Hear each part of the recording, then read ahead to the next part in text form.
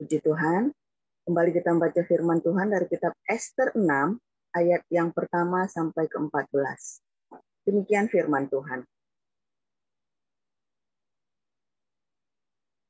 Pada malam itu juga, raja tidak dapat tidur. Maka bertitahlah Baginda membawa kitab pencatatan sejarah, lalu dibacakan di hadapan raja. Dan di situ didapati suatu catatan tentang Mordekai yang pernah memberitahukan bahwa Bigtan dan Teres, dua orang sida-sida raja yang termasuk golongan penjaga pintu, telah berikhtiar membunuh Raja Ahasiweros. Maka bertanyalah raja, kehormatan dan kebesaran apakah yang dianugerahkan kepada Mordekai oleh sebab perkara itu? Jawab para biduanda raja yang bertugas pada Baginda. Kepadanya tidak dianugerahkan suatu apapun. Maka bertanyalah raja, siapakah itu yang ada di pelataran? Pada waktu itu, Haman baru datang di pelataran luar istana raja untuk memberitahukan kepada Baginda bahwa ia hendak menyulakan Mordekai pada tiang yang sudah didirikannya untuk dia. Lalu jawab para biduanda raja kepada Baginda, itulah Haman, ia berdiri di pelataran. Maka titah raja, suruhlah dia masuk. Setelah Haman masuk, bertanyalah raja kepadanya, apakah yang harus dilakukan kepada orang yang raja berkenan menghormatinya? Kata Haman dalam hatinya, kepada siapa lagi raja berkenan menganugerahkan kehormatan lebih dari kepadaku? Oleh karena itu jawab Haman kepada raja, mengenai orang yang raja berkenan menghormatinya, hendaklah diambil pakaian kerajaan yang biasa dipakai oleh raja sendiri. Dan lagi, kuda yang biasa dikendarai oleh raja sendiri, dan yang diberi mahkota kerajaan di kepalanya. Dan hendaklah diserahkan pakaian dan kuda itu ke tangan seorang dari antara para pembesar raja, orang-orang bangsawan.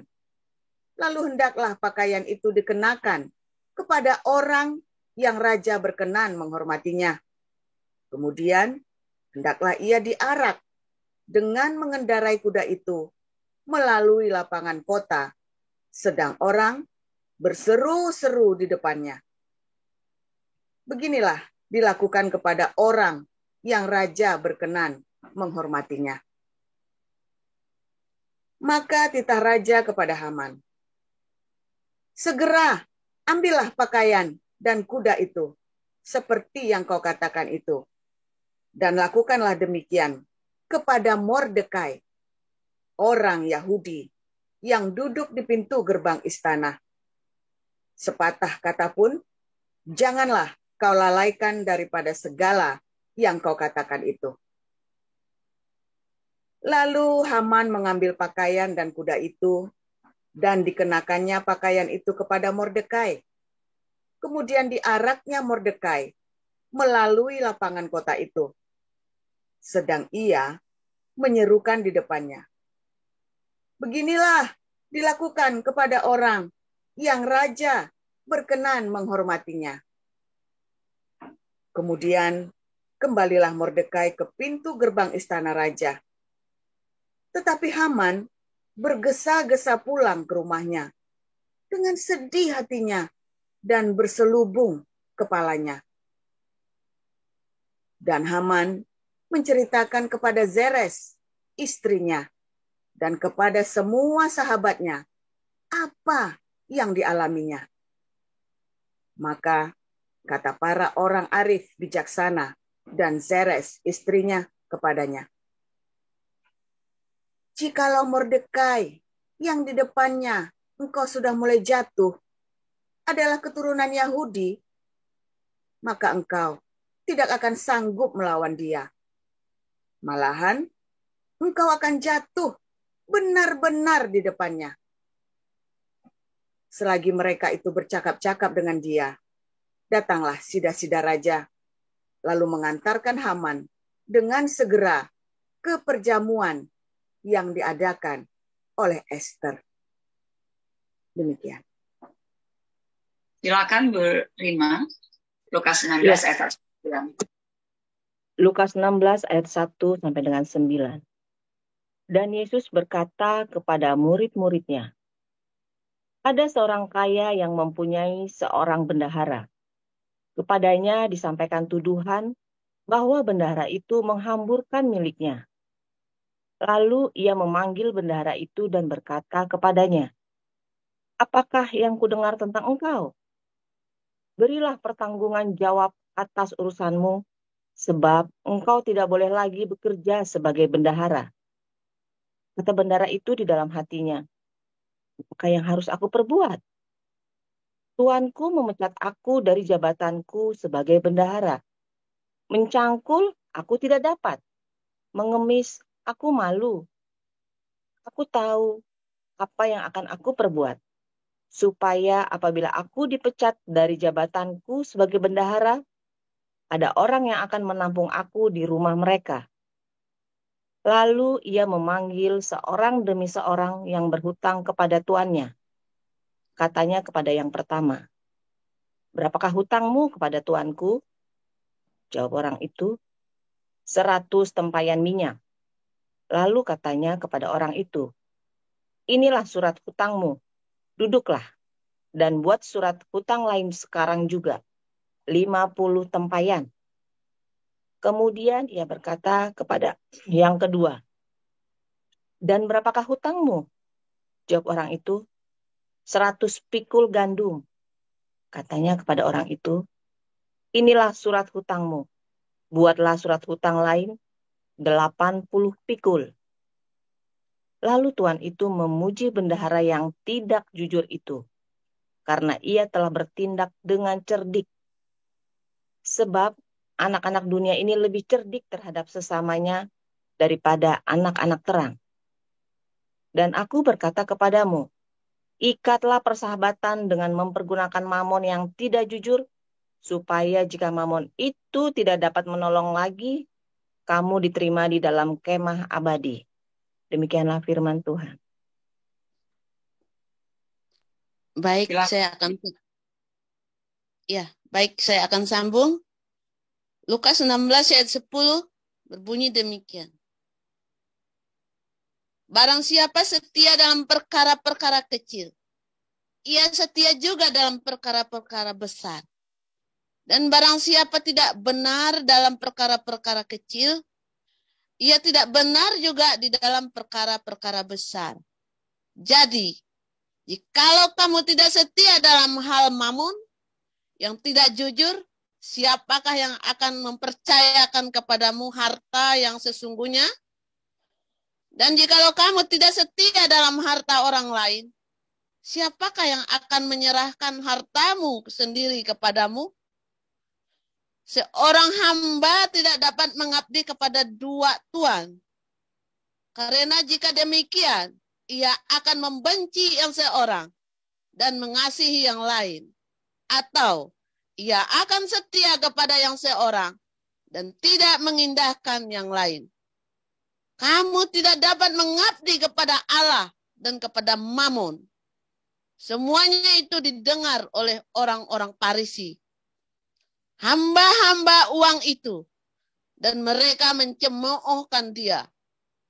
Lalu ia berkata kepada mereka, kamu membenarkan diri di hadapan orang, tetapi Allah mengetahui hatimu.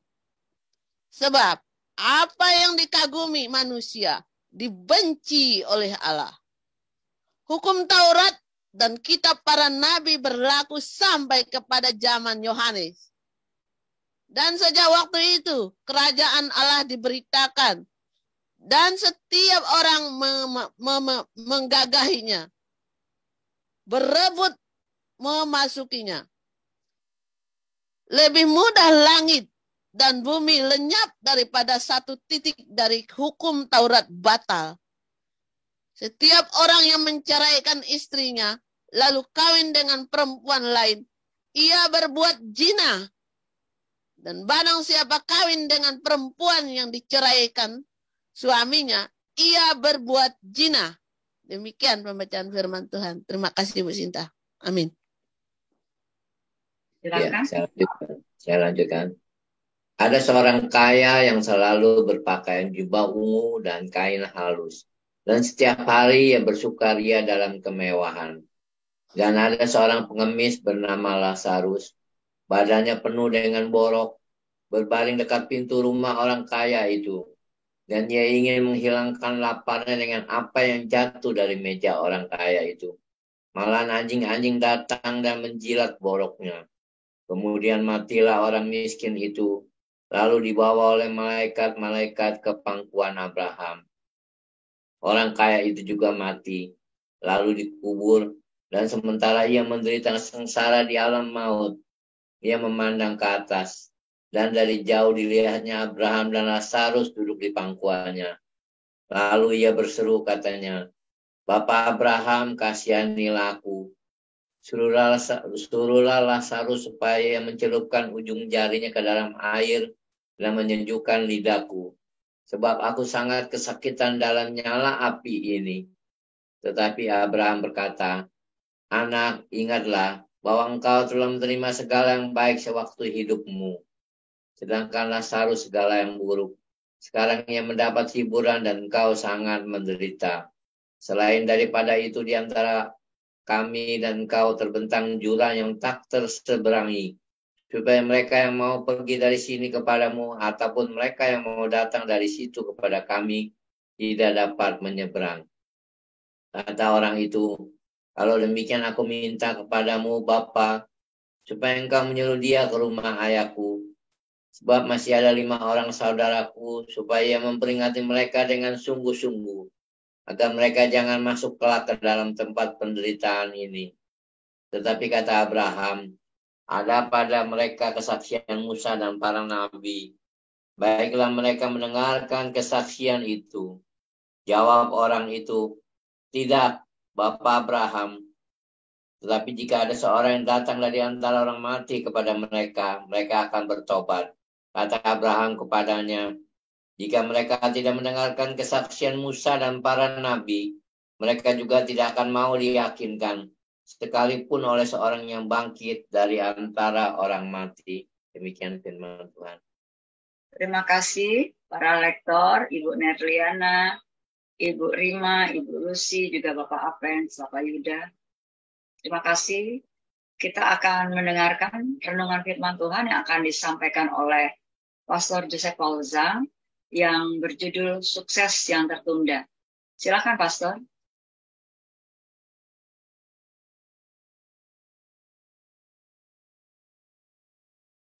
Haleluya, luar biasa. Sebentar, mana videonya? Nggak bisa. Oke, akhirnya saya. Caranya gimana nih?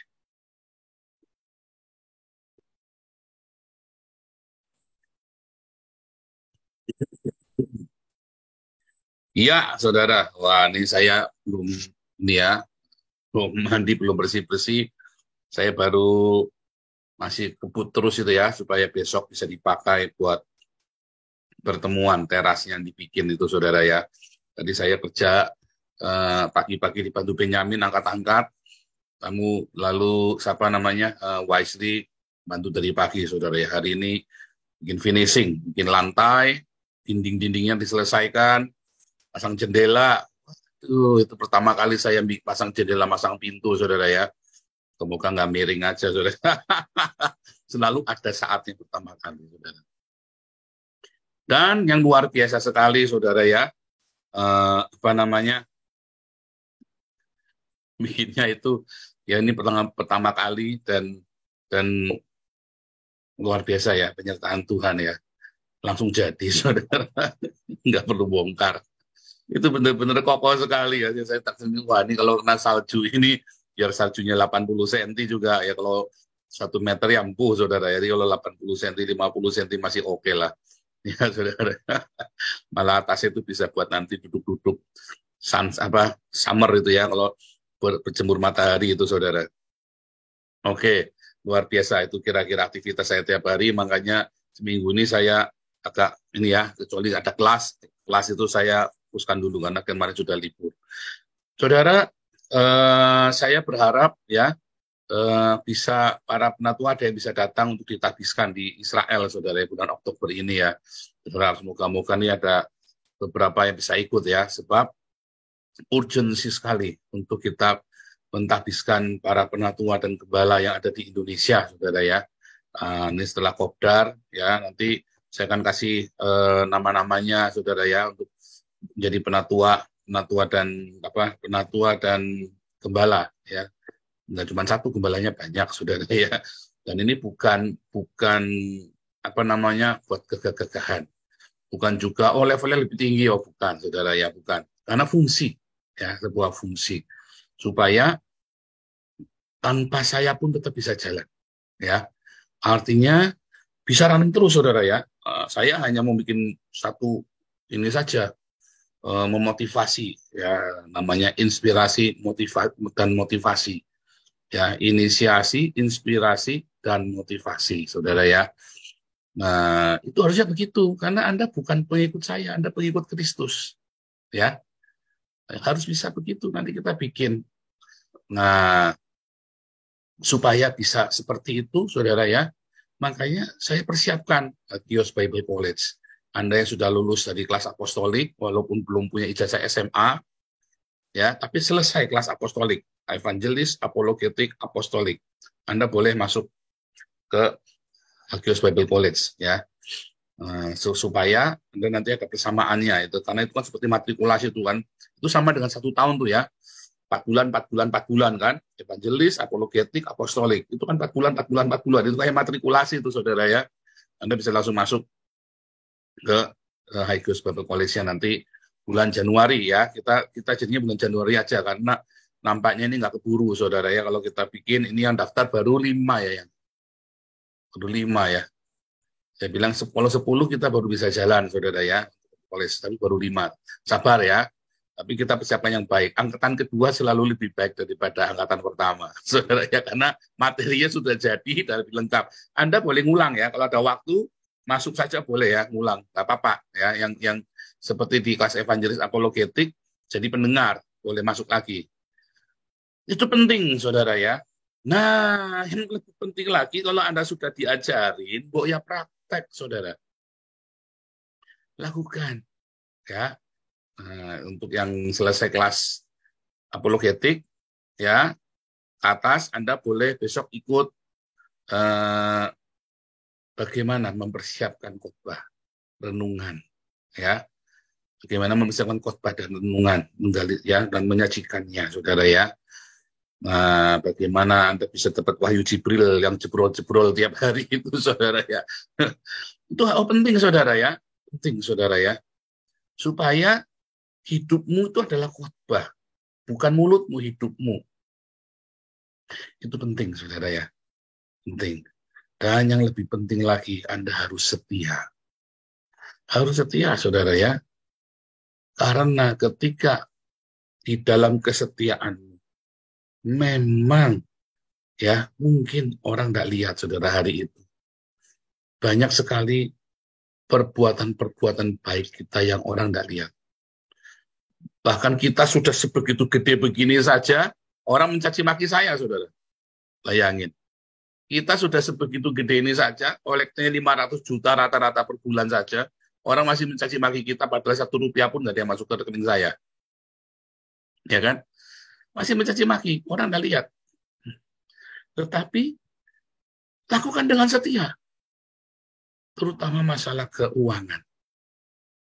Kalau Anda dalam proses hidupmu sedang jatuh di bawah bangkrut, jangan Anda menjual ya sampai Anda merusak hidupmu tuh dengan masalah keuangan. Sampai kena goda. Saya Karena saya ditipu oleh pendeta, saudara ya. Saya balas dendam, saudara ya. Saya ngerampok, saudara. Bukan nipu, saya ngerampok. Beneran. Jahat-jahatan. Pokoknya begitu orang sudah mau jahatin saya hantam dulu, saudara. Wah, dan saya pandai membujuk orangnya, saudara ya. Dia mau hantam saya, hantam dulu. Mau lapor polisi, tak blok di polisi. Mau pakai preman, tak blok preman, tak bayar kalau perlu. Tak bayar balik, saudara. Serius, orang mau pakai preman saya, tak bayar balik. Hancur. Karena saya pikir reputus saya sudah hancur, mau apa lagi? Saya bilang begitu kan, mau tak hancurin sekalian, tak bikin bubar sekalian, bikin ruwet sekalian. Salah, saudara. Blunder.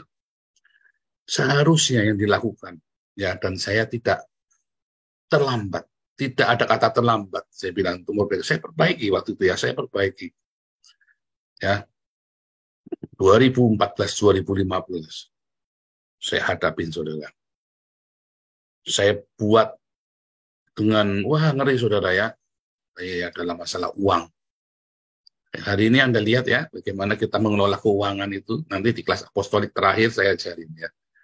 Bagaimana saya bersih sekali dengan masalah keuangan. Ya kalau Anda lihat banyak hamba Tuhan tiap tahun ketipu, kan tidak pernah saudara. Kita tidak bisa, dan tidak pernah dan tidak bisa. Kenapa? Karena saya hati-hati sekali, dan saya selalu, ya kita remote loh. Saya sama Pak Alek aja nggak pernah ketemu, saudara. Sama Bu Mantu nggak pernah ketemu, saudara. Sama Pak Santi Amper nggak pernah ketemu. Ya, Pak Stefan aja baru ketemu kemarin, ya kan. Bagaimana kita bisa remote begitu, saudara? Apakah saya pintar? Enggak, saudara. Karena ada, saudara? Integritas. Ada kredibilitas. Kemudian orang-orang yang seperti saya yang punya integritas dan kredibilitas, ketemunya ya orang-orang seperti Bu Lianti, Bu Linda, Aliso Lisoy, Santi Amer, Bu Mantu, Bu Vivin, Pak Alex, Pak Harto. Ketemunya kan begitu, saudara. Dengan sendirinya. Entah mengapa ya begitu. Nanti orang-orang yang berusaha yang aneh-aneh ya minggir sendiri. Minggir sendiri kan. Sambil misu-misu. Sambil misu-misu. Biarin aja. Nggak usah dipikir. Ya, itu bukan kaumnya kita. Bukan spesiesnya kita. Gitu. Baunya beda. Gitu, saudara ya. Bukan spesiesnya kita. Gitu aja, saudara. Nggak usah dibikin pusing. Sebentar ya. Ini bisa ditinggi lagi atau ini yang ganjil tempat tisu yang tadi. Tempat tisu aja ini. Jadi nggak perlu pusing, saudara. Kalau ada yang begitu rame-rame ruwet-ruwet begitu, ya orang itu semua, ayo ditinggal begini, saya nggak pusing, saudara. Karena kita akan kumpul dengan kaumnya kita. Maju lagi sini. Kita akan kumpul dengan kaumnya kita sendiri, saudara. Yang sejenis dengan kita, yang setipe dengan kita, ya. Nggak perlu takut, nggak perlu grogi. Wah ditinggal, nggak perlu grogi, santai saja. Kita akan ketemu dengan kumpulnya kita. Makanya Anda lihat Bu Lianti atau Seminta punya kayak saya. Anda belum ketemu centoknya Bu Vivin. Mungkin beberapa sudah kali ya. Mungkin beberapa sudah. Kayak saya, ya Pak Alek kayak saya. Anda jangan heran, saudara. Anda belum ketemu angelnya Pak Harto, saudara. Kayak saya, sama saja. Kita itu ketemu ya spesies sampai terus. Sampai satu ketika, loh kok beda? Ya beda. Karena saya bertumbuh, mungkin Anda enggak. Karena kan saya bertumbuh terus, saya kan nggak mau, nggak diem aja, saya bertumbuh terus. Ya, Anda juga harus bertumbuh terus, nanti kita bisa jalan terus. Kalau sampai satu berbeda, ingat, ya ada kerendahan hati di situ. Ya, perbedaan itu tidak selalu harus berpisah. Tunggu dengan sabar, dengan kerendahan hati, diam, bertanya, ya. Tapi bukan bertanya-tanya, tanya. Ya, klarifikasi penting itu, saudara. Dan yang paling penting lagi, selalu tetap konsisten dengan masalah keuangan. Serius, saudara ya, masalah uang itu ya, saya hancur di situ, saudara. Dan di situ juga saya kembali, dan di situ juga di mana kita meninggalkan Tuhan, di situ kita balik. Dan ketika kita balik, dan kita dengan setia kita lakukan. Orang tidak lihat, saudara. Ya, mungkin orang tidak lihat. Anda masih tetap miskin, Anda masih tetap di bawah. Saudara, saya setelah 2015, 2016, 2017, saya tidak pernah berani ya ruwet-ruwet masalah uang, minta donasi sama orang ya dengan agresif. Ya saya jualan buku, ya saya jualan buku saja. Saya nggak pernah minta-minta donasi. Ya 2015, 16, 17, ya nggak pernah sekalipun saya minta-minta donasi untuk mensupport pelayanan Joseph Paulusan. Silakan transfer ke sini. Oh, nggak pernah, saudara. Ya, tapi dari situ, saudara ya, kesetiaan dalam menjaga hati dengan masalah uang. Tiba-tiba ketika saya membutuhkan tepat pada waktunya, promosi itu datang. Dan bukan saja berkelimpahan dalam hal jasmani, dalam kelimpahan materi. Ya, bahkan ketika saya ngomong bikin project, duitnya Tuhan sediakan. Mungkin saat kita lagi masa-masa pemulihan ini, ya 3 tahun, 4 tahun, orang tidak mandang sebelah mata sama dirimu, saudara. Karena mungkin kamu dulu penjahat, karena mungkin kamu ada masalah. Ya, saudara-saudara yang sedang bekerja, bekerjalah dengan jujur. Mungkin Anda nggak dilihat. Oh, jujur kan harusnya begitu, jujur. Oh iya, nggak apa-apa, saudara. Jujur itu adalah sebuah tindakan positif, saudara ya. Bukan tindakan pasif, tapi sebuah tindakan positif yang aktif. Dan Anda harus jujur. Harus jujur, melakukan tindakan. Bertindak dengan kejujuran. Bukan pasif, saudara ya. Tapi aktif. Saya mau jujur.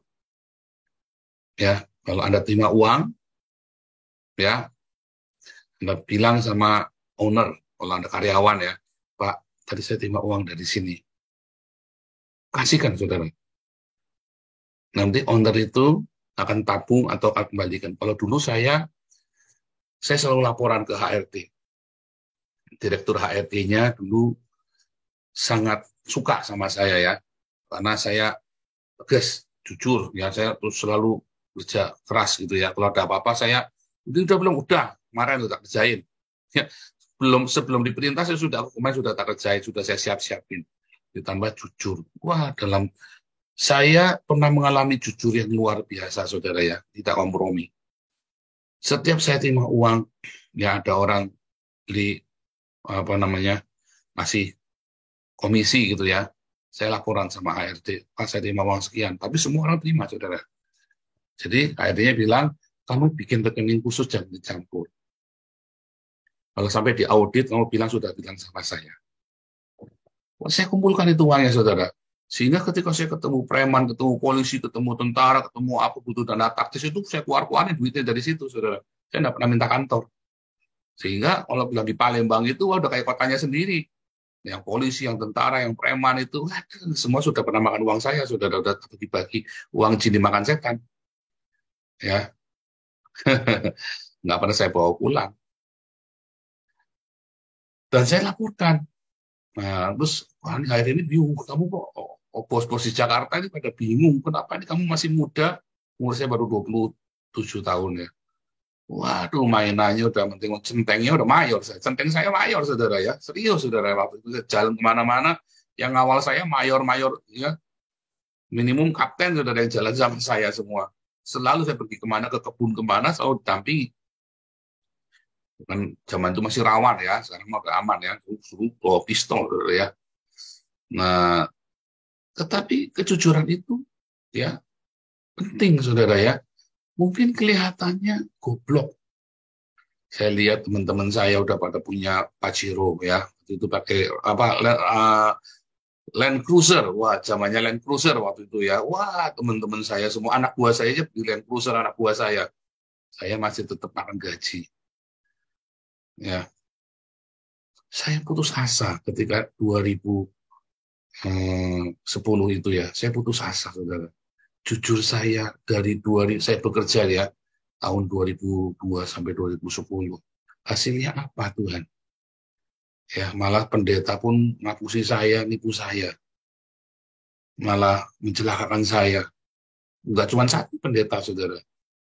Jadi saya bagaimana? Wah, saya ngamuk, saudara ya. Saya mutung sama Tuhan. Saya hajar, mau ada urusan. Jangan sebut-sebut sama Tuhan. Bajingan semua. Wah, saya juga mau jadi bajingan. Nggak tahan, saudara. Bodoh ya. Bodoh, saudara. Mungkin 8-10 tahun Anda jujur, nggak ada yang respect, nggak ada yang tahu. Anda kerja tukang emas, misalnya Anda jadi pegawai di tukang emas, kan dapat serpuk-serpuk itu, Anda kumpulin, dikantongin serpuknya itu ya, itu juga mencuri, saudara ya. Serahkan, kembalikan, saudara. Kok 10 tahun Pak Anda ada hasilnya, itu kan bonusnya saya. Oh jangan. Yang bukan hakmu. Semua yang ada di kantor itu bukan punyamu, kecuali gaji dan bonus itu baru punyamu. Ya, uang suap, sogokan, semua itu bukan punyamu. Kasihkan ke kantor, saudara. Serius, saudara ya. Kelihatannya, saudara, 8-10 tahun. Tiba-tiba ya. Saatnya itu kamu akan tuai, dan tuanya itu gila-gilaan, saudara. Serius. Om saya itu ya sarjana pertanian, kerja di PTP, saudara. Cucunya minta ampun, wah teman-temannya udah punya istri 2, istri 3, rumah gede. Om saya jujur, saudara, nggak mau terima uang. Dia kan riset, jadi setiap kali riset, terima riset itu kan dapat uang, supaya risetnya tembus gitu kan, supaya hasil tes tembus. Oh, nggak mau dia. Pokoknya apa adanya. Wah, gajinya kecil, saudara. Saya kerja sama-sama gajinya saya 2 kalinya dia, saudara, waktu itu ya. Saya baru pertama kerja, tahun kedua saya 2 kalinya dia, karena dia pegawai negeri kan, gajinya kecil. Saya 2 kalinya kerja di swasta. Dia terus jujur, saudara. Kejujurannya itu, ya, ada perkebunan, datang sama dia, heran dengan kejujurannya dia.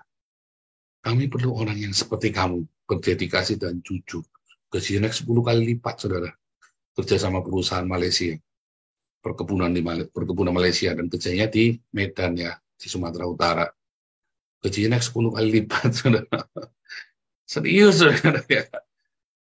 Kejujuran, kesetiaan. Mungkin hari ini nggak ada yang nengok. Setahun, 2 tahun, 5 tahun hidupmu datar. Tetapi kamu setia. Ya, setia dalam hal yang kecil. Kamu setia dengan luar biasa, tiba itu Tuhan kasih promosinya tuh sampai bukan cuma 2-3 kali, 20 kali lipat, saudara. Hari ini ya, lihat, saya pernah gagal ya dalam hal mamon yang tidak jujur. Saya ngamuk ya, mutung. Tetapi saya bertobat. Dan ketika saya lakukan dalam 4 tahun, ya 2015, 16, 17, 18, 19, saudara lihat, semua proyek pelayanan kita selalu ada yang mendanai. Dan radikal kita, jujur, tidak digoyang sedikit pun. Nggak bisa, serupiah pun tidak masuk rekening saya. Lihat saya kalau kasih uang, ini buat siapa? Buat apa? Baginya bagaimana? Saya selalu tanya jelas. Serius, saudara ya, tidak boleh kita korup. Termasuk galarua kalau kita lagi ngumpulin donasi, ya ada markasi atau apa, ada donasi buat orang yang meninggal atau apa ya. Wah, itu bersih semua, Anda lihat, boleh cek sama Bu Vivin, sama Pak Harto, ya, Anda boleh cek itu sama bendaharanya, ya, sama Bu Evelyn, semua bersih, saudara. Sama cek sama Bu Lianti, sama Bu Linda, Pak Owen Fang, ya kan, Pak Supriyadi, bersih semua, saudara ya, Anda bisa cek. Dan itu penting. Suatu ketika ada promosi. Lagi, promosi itu nggak cuma sekali seumur hidup, selalu ada lagi. Yang penting setia dalam perkara kecil. Suksesnya itu ya, kita nggak melihat. Karena ketika kita setia itu, suksesnya itu tidak naik terus turun, enggak, stabil. Dulu saya naik, turunnya cepat, naiknya kayak roller coaster. Karena Anda lihat ya, itu naik, dia berhenti sini, stuck, ya. Setia lagi, ini naik lagi, diam lagi, ini naik, stabil, mantap, kokoh. Fondasinya kokoh. Karena ada kesetiaan. Ya, itu penting sekali ya, kredibilitas, integritas. Dan tentu saja sambil nunggu, stuck, jangan stuck. Bangun kapabilitasmu. Sambil nunggu, ya kan? Sambil nunggu promosi, bangun kapabilitasmu, kapasitasmu. Dengan belajar, sekolah, ikut ya, training-training. Itu begitu nanti promosi datang, kamu sudah siap. Ya, Tuhan Yesus memberkati.